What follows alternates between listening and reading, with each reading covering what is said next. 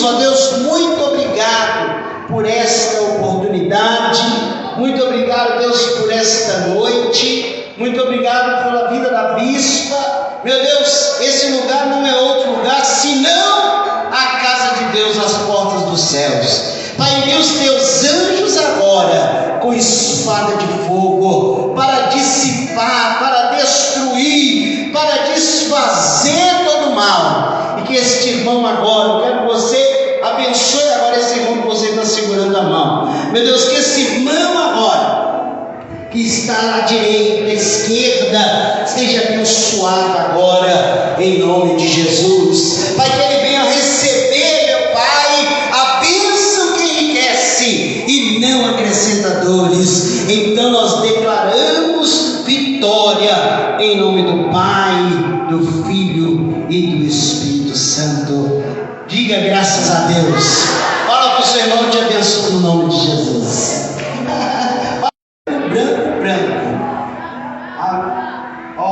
Pegaram aí. Fala comigo assim: branco, branco, branco.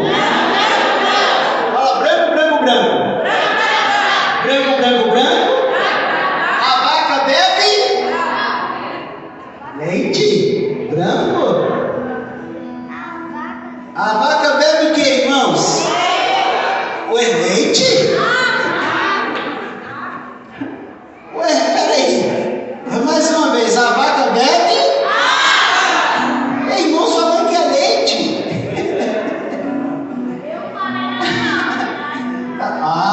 Irmão, ele falou que era leite, era água. Era leite ou água? Essa dinâmica, ela tem o intuito de mostrar para vocês que às vezes a informação que nós estamos recebendo por televisão, por noticiários, por rádio, não é a informação verdadeira. Nós somos bombardeados o dia inteiro com informações que no final do dia a gente acha que é verdade. A gente acha que as coisas estão difíceis, que o mundo está terrível, que não tem jeito, que a solução para nós não vai ter solução. Nós somos bombardeados o dia inteiro com informações negativas.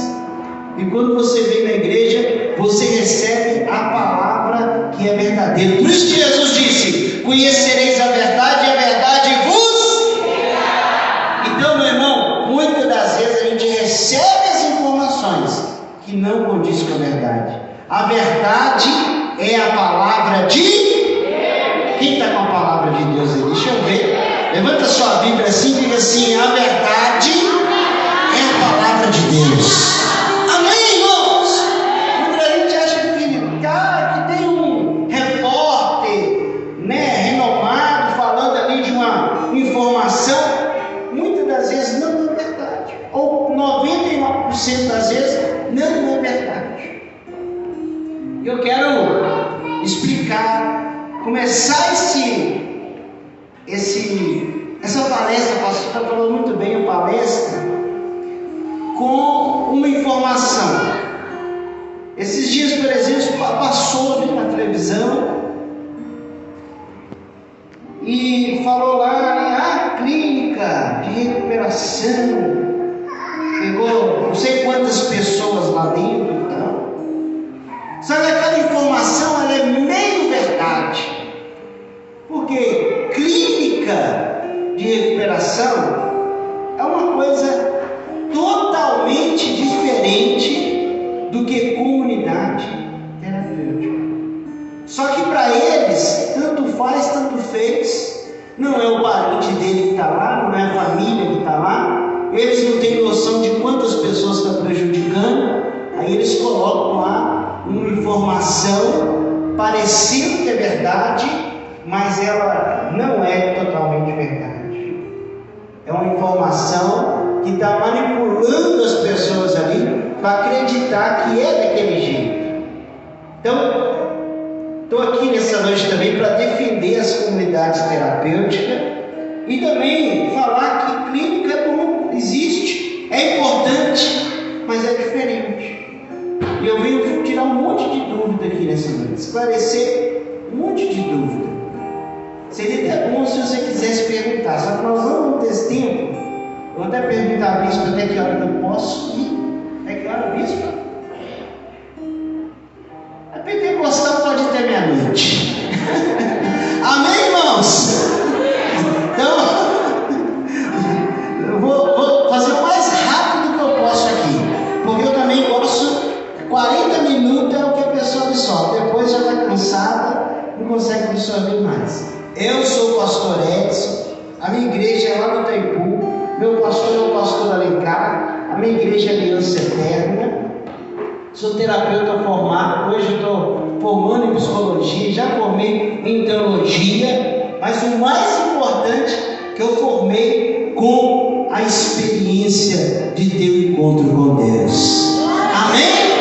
Tenho testemunho de vida, recuperei das drogas, fui morador de rua, dependente químico durante muitos anos. Então tudo que eu vou falar aqui, primeiro, experiência própria.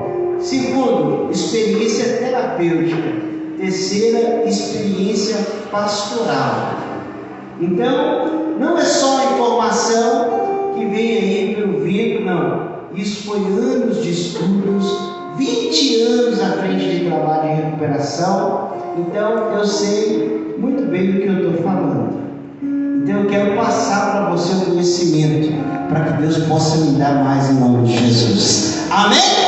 Quem quer aprender aí, diga glória a Deus.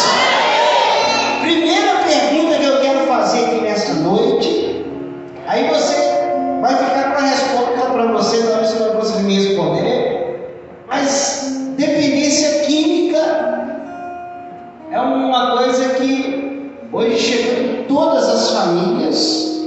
Eu lembro há 20 anos atrás, quando a gente chamava na frente as pessoas que tinham problema com dependência química, vinha uma, duas, se via muito era 3, e muitas das vezes era uma mãe, um pai intercedendo por um filho. Hoje não. Hoje todas as pessoas têm um parente, e hoje não é mais um pai ou uma mãe que interna, mas também tem um filho, tem uma filha que se preocupa com o pai. Então hoje é em todos os níveis sociais, em todas as raças, em todos os países, em todas as etnias, né? A dependência à droga, ela chegou para destruir. O diabo ele veio matar, roubar e destruir. E se ele tem usado uma arma hoje, se chama dependência química. Quem está entendendo, diga glória a Deus. Sei que vai ser difícil dar glória a Deus, mas quem está entendendo, diga glória a Deus. Quando você dá glória também desce. Eu vou receber aqui no nome de Jesus. Pergunto para você: dependência química é um caso de libertação ou arrependimento? Isso dá um nó, né, na nossa cabeça.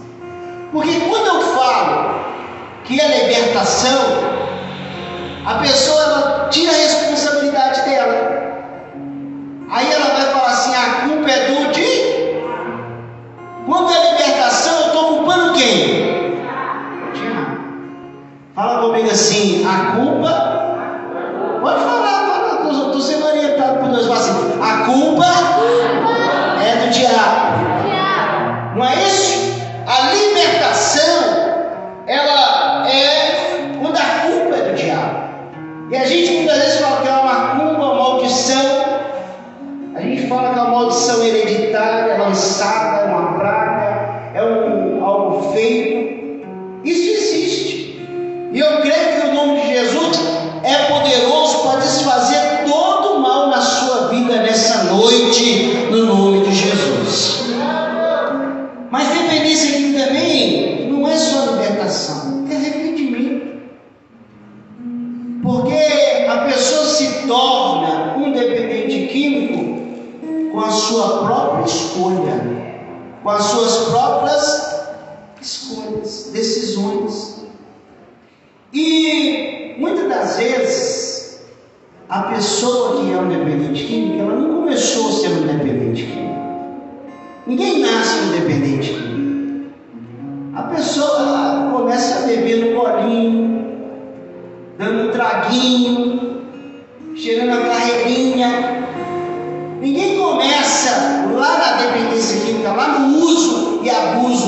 no alto das drogas. Todo mundo começa no tem nada a ver. Isso é um demônio, né? Tem nada a ver, né? Ele pega muitas pessoas aí.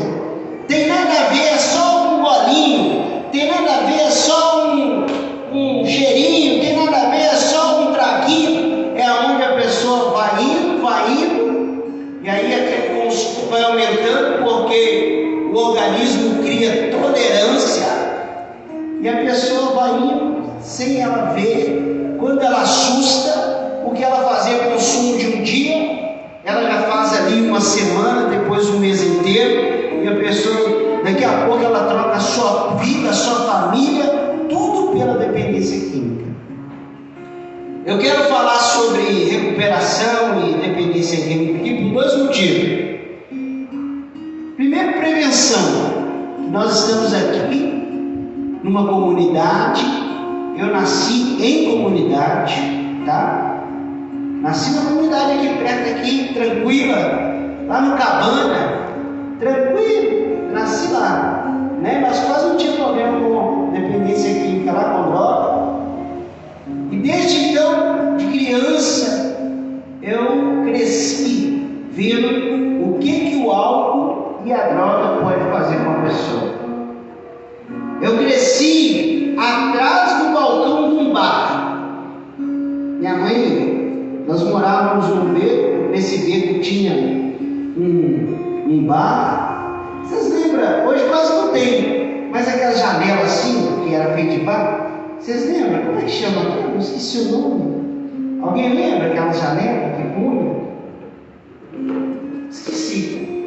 Tem só a gente convertido aqui. Na época que você vivia aquelas bitacas, né? E eu dormia ali, minha mãe me punha para dormir ali. Minha mãe era alcoólatra. Minha mãe era alcoólatra, bebia muito. Meu pai também. E infelizmente chegou um dia que minha mãe, ela teve um coma alcoólico. Eu tinha 13 anos. Quando ela teve esse coma alcoólico, ela foi internada e ela não voltou mais. Ela foi internada no João 23 e minha mãe faleceu por causa da dependência química, né? Eu tinha um tio, ele era chamado Claudinei. Mas Claudinei bebia muito. E minha avó sempre falava para ele assim: Claudinei, não atravessa Amazonas quando você beber.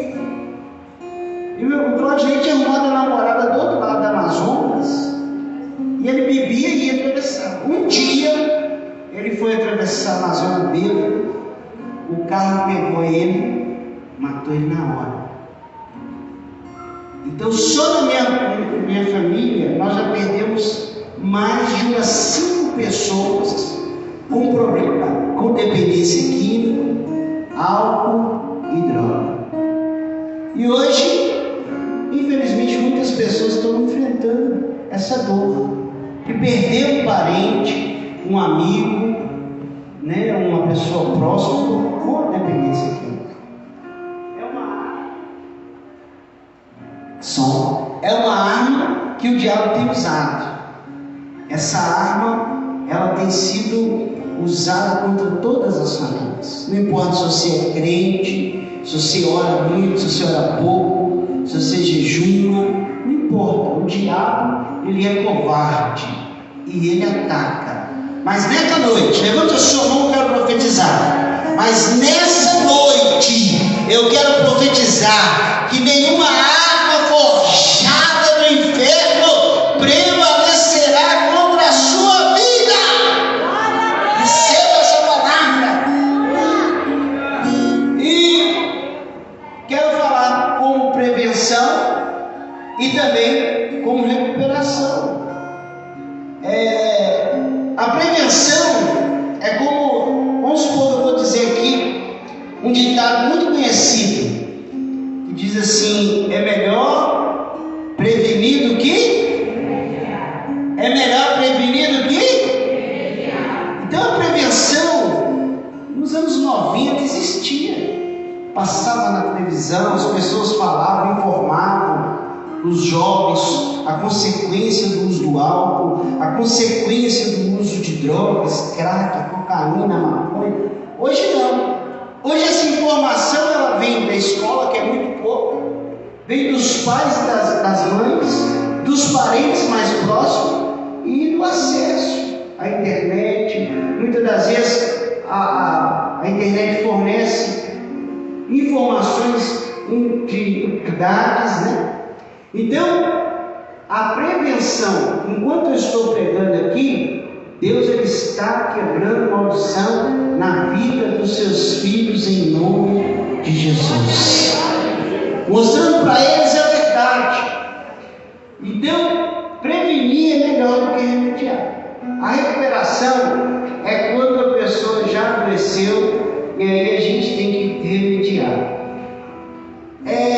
Dependência química é uma condição, uma adicção, em que a pessoa se torna fisicamente, psicologicamente dependente de uma substância, podendo apresentar sintomas de abstinências, tentar parar com o uso, dificuldade de controlar o uso, apesar das consequências negativas. Então, a primeira característica de um dependente químico é quando ele não consegue mais, porque nós somos livres. Eu e você que conheceu Jesus, nós somos livres. Amém? Fala comigo assim: eu sou livre. Eu sou livre. A pessoa que é um dependente químico fala assim: não, eu vou nem beber ali, mas eu não sou viciado, então não bebe hoje. Ele vai dizer: não, hoje eu vou lá só um pouquinho. Então você fuma, então para hoje. Não, vou parar lá amanhã, depois. A pessoa ela não reconhece e ela não para, mesmo tendo consequências negativas. Mesmo a pessoa começando a sofrer, passar por doença, perder as coisas, ficar desempregado, a pessoa não consegue mais controlar o vício. Eu vejo que muitas pessoas procuram a terapia, o psicólogo também, procura muitas das vezes a igreja, a pastora, a comunidade terapêutica, a clínica, para controlar o vício, para diminuir, para dar um tempo. Tem gente que não quer parar, tem gente que quer dar um tempo. É bispo, eu estou falando que Deus está mandando, né? Tem gente que não quer parar, tem gente que quer dar um tempo. Você já ouviu isso? Quem já ouviu isso? Diga amém. A pessoa fala assim: não vou parar, eu vou dar um tempo, vou ficar um tempo para melhorar um pouco a situação. Então, tem gente que não quer parar, quer dar um tempo, quer voltar ao controle lá do início, quando ela realmente conseguia fazer o uso, mas não passar a semana toda usando, passar o mês todo usando. Ela quer voltar lá naquele início, mas isso nunca mais, depois que a pessoa adoeceu, se tornou um dependente químico, nunca mais ela vai conseguir controlar, nunca mais. A dependência química hoje, ela é considerada uma doença. Sabe como que é essa doença? Incurável, progressiva e fatal. Sabe o que a medicina está dizendo para nós? Para essas pessoas, como eu também já fui, estou falando de causa própria, dependente químico, que para o dependente químico não tem cura, não tem jeito. A medicina não tem remédio para curar essa doença. Mas a Bíblia diz que aquilo que é impossível para o homem é possível para Deus. Diga glória a Deus, diga aleluia.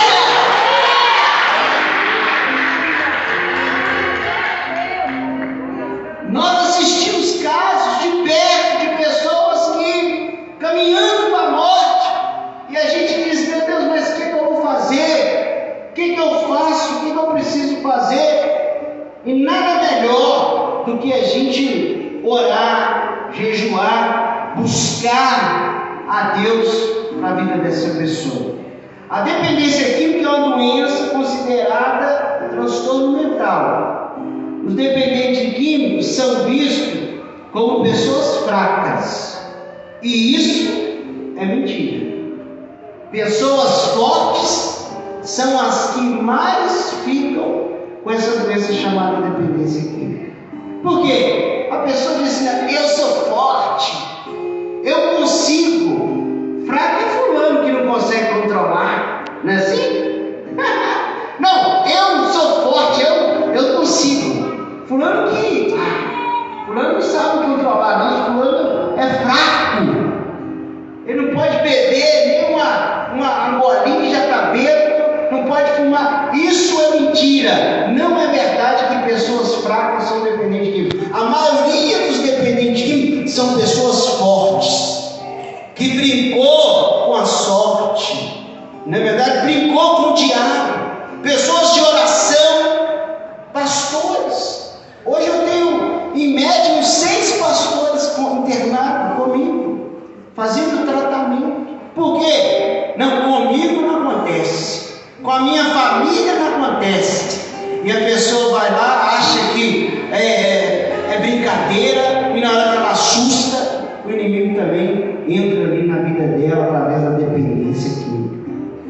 Então, é mentira. Fala para o seu irmão, fala assim: é mentira que os fracos são dependentes químicos. É mentira, tá? É mentira que a pessoa que tem um problema psicológico, emocional, isso ajuda, mas não é verdade que é fraco. Muitas das vezes as pessoas mais fortes, que a gente considera mais fortes da família, a gente vê na sarjeta caída na dependência química. Então, pessoas fracas, isso é mentira, e pouca força de vontade, e pessoas sem sabedoria. Que é isso? Isso também não é verdade. Quantas pessoas a gente conhece que é dependente químico hoje e conhece a Bíblia toda? Pessoa que fala: eu vou, toda quinta-feira a gente faz um trabalho na rua e a gente vai levar, às vezes, uma ajuda, um alimento, um café, uma janta, e a gente chega debaixo do viaduto, e aí, ou na biqueira, pergunta o cara assim: qual é o seu nome? Ele fala assim: eu já fui missionário, eu já fui pastor, eu já fui evangelista. E aí eu falo assim: vamos fazer uma oração? Ele fala assim: vou falar o Salmo 91 todo, vou falar o Salmo 23 todo, vou falar. Meu irmão, pessoa sábia também corre o risco de ser dependente de mim. Não adianta só conhecer a Bíblia, não orar e vir. Conhecer não é o suficiente. Eu tenho que todo dia estar ali, com guarda, vigilante na presença de Deus. Quem está entendendo, diga glória a Deus.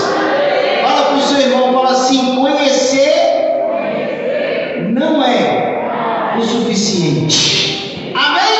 Eu preciso conhecer a palavra, mas eu preciso também vigiar e orar. Me chamou para ir em certos lugares, eu não vou. Me chamou para fazer as coisas, eu não vou. Sabe por quê? Aonde Jesus não entra, eu também não. Quem está vivo, diga glória a Deus. Está estreitando, hein? Meu Deus. Mas vamos lá.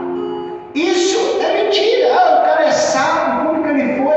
Pode acontecer. Agora eu quero falar sobre a clínica. A clínica é um lugar que tem um médico, um psiquiatra e um enfermeiro. Isso é clínica. E a pessoa que entra nessa clínica, ela é compulsório ou involuntário. Ela não quer o tratamento, mas a família paga para que essa pessoa tenha o tratamento. Tratamento muitas das vezes caro. A pessoa paga ali mais do que o salário mínimo, a pessoa paga o resgate, vem a equipe, involuntária, compulsória. A pessoa hoje, nós temos uma lei hoje que o psiquiatra, ele pode dar um atestado de involuntário para 3 meses Então, a pessoa chama esse resgate, faz resgate, leva para a clínica, forçado. A pessoa vai porque ela está correndo, muitas vezes, risco de vida, porque ela está passando por um momento delicado, a família tem condições. Porque eu conheço milhares de famílias que precisava ou precisa desse serviço e não tem acesso. Hoje eu não sou mais contra a clínica. Depois que eu comecei a fazer o tratamento em comunidade terapêutica, estudar como terapeuta, psicólogo, eu vejo que hoje tem casos que é preciso clínica. E eu vou contar um caso. Esse caso me mexe muito comigo, porque um rapaz, esse rapaz ele estava bem agressivo, tinha dificuldade de ficar na comunidade. Por quê? A comunidade ela é voluntária, a pessoa fica se ela quiser. E nós fizemos de tudo para ele ficar, e ele não ficou. E aí a gente buscou ele na rua, pessoas intercederam por ele, e ele não ficou.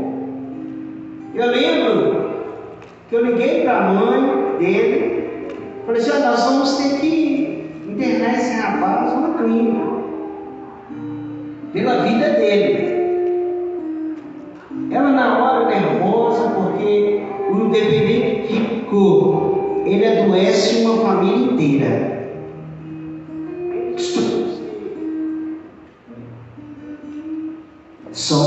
Tem estudos que diz que o dependente químico, ele adoece mais de 70 pessoas à sua volta. Mais de 70 pessoas. Então, falei para a mãe dele assim: vamos internar ele, aproveita que ele está aqui, porque nós não podemos usar força, nós não podemos conter, amarrar, não podemos fazer nada disso. Como comunidade terapêutica, não. A mãe disse: não, eu estou cansada. Essa é uma frase que eu discuto de muitas famílias. Eu falei assim: vamos reunir aqui as condições financeiras de todo mundo, fazer uma vaquinha, vamos mandar ele. Ela diz: eu não tenho condições. Eu lembro que ele falou assim: eu estou indo embora, eu estou indo usar mais droga. Eu lembro que ele chegou na casa dele, a mãe dele estava conversando comigo no telefone, quando a gente escutou os tiros, e a gente perdeu esse jovem. Esse jovem, ele para mim foi uma lição de que clínica não é o certo, o desejável, mas muitas das vezes importante para aquela pessoa que naquele momento não consegue tomar decisão por conta própria. Então, depois desse caso, eu ligo para as famílias, a gente junta, a gente faz alguma coisa, mas a gente também entendeu que não é todas as batalhas que a gente vai vencer. Viu, pastor? Infelizmente, pastor, não é todas as guerras que vão vir para a senhora que ela vai vencer. Tem batalha que a gente perde, a gente fica emocionalmente.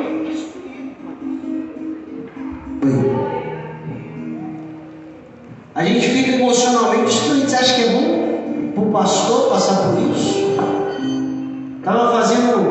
Estava numa palestra esses dias, o pastor falou assim: gente, um pastor sofre muito emocionalmente, porque de manhã ele está num velório falando que é o pior dia do mundo, e à noite ele está fazendo um casamento falando que é o melhor dia do mundo. Emocionalmente não é fácil.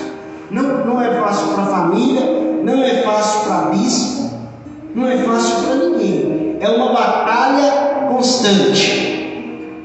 Mas eu quero profetizar nessa noite. Levante a sua mão, eu vou profetizar. Vou profetizar que o Senhor, Ele vai trazer vida e vida com abundância no nome de Jesus. Como recebe de glória a Deus? Então a clínica, ela é para pessoa que não toma pessoa que não tem condições de fazer escolha. E aí, o dependente químico também, ele adoece toda a família. Ele tem uma coisa nele que é muito ruim. Ele fala, projeção, que a gente fala na teoria. O que é projeção? Ele fala que é a culpa de todo mundo, menos dele. É a culpa da mãe, é a culpa da namorada, é a culpa da esposa, é a culpa de todo mundo, menos a culpa dele. Ele não assume a responsabilidade. Eu pus aqui, é a síndrome de Adão. Glória a Deus. É a síndrome de Adão. Qual que é a síndrome de Adão? Senhor, mulher que o Senhor me deu. Ele sempre está disposto a culpar as outras pessoas pelos seus erros. Então, quando não é a síndrome de Adão, é a síndrome do Peter Pan, não cresce. Sabia que o dependente, quando ele começa a usar a dependência química, a droga, a partir daquele momento ele para de desenvolver? Tem pessoa que começou aí com 12, 13, ela parou nessa idade. A mente dela para de evoluir. Isso é dado científico que eu estou passando para os irmãos. Outra coisa que acontece muito, racionalização. É a maneira do dependente químico, ele dá 1000 desculpas. Ele tem desculpa para tudo. Quem está me ouvindo, diga amém. O dependente, assim mesmo, batalha espiritual. Irmãos, o dependente químico tem desculpa para tudo.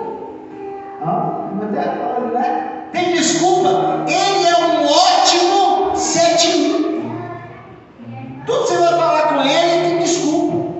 Você vai falar para uma pessoa que fuma maconha, que ela está fumando maconha, ela vai falar para você assim: ah, mas maconha é natural. É a erva natural.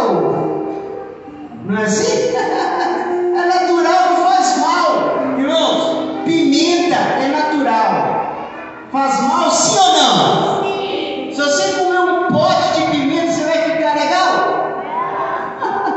Eu não vou nem dizer pimenta. Estou falando de pimenta porque eu sei o que o meu estômago passa quando eu como pimenta. Pimenta é natural, não faz mal. Então nem tudo que é natural Deus fez para a gente usar. Açúcar é natural. E quantas pessoas hoje não pode nem ver açúcar? Café agora tem que aprender. Chegando na idade e a pessoa vai aprendendo que melhor evitar açúcar. É ou não é? Sim ou não? Não dá abstinência? Vontade de comer doce, vontade de comer chocolate, por causa que o organismo aprendeu a viver com açúcar. Então, quando a pessoa dá desculpa, fala assim: ah não, maconha é natural, não faz mal, pimenta também é natural. Mas se você usar, tem organismo que não vai aceitar, vai reagir de forma diferente. Então, a dependência química é a doença dos 3 C. Consequência clínica, cadeia e cemitério. Quando a pessoa não fica com um problema mental, porque eu estou aqui hoje me superando, porque era para mim ter um problema mental grave, porque eu usei crack a vida inteira, eu fumei crack a vida inteira, desde quando lançaram o crack, chegou o crack no Brasil, eu comecei a fumar. Desde 1998, desde 1990. Então, era para me ter aqui um problema grave. Eu sei que eu tenho sequela, que eu tenho problemas, mas o Senhor, Ele vai nos capacitando. Eu tudo posso naquele que nos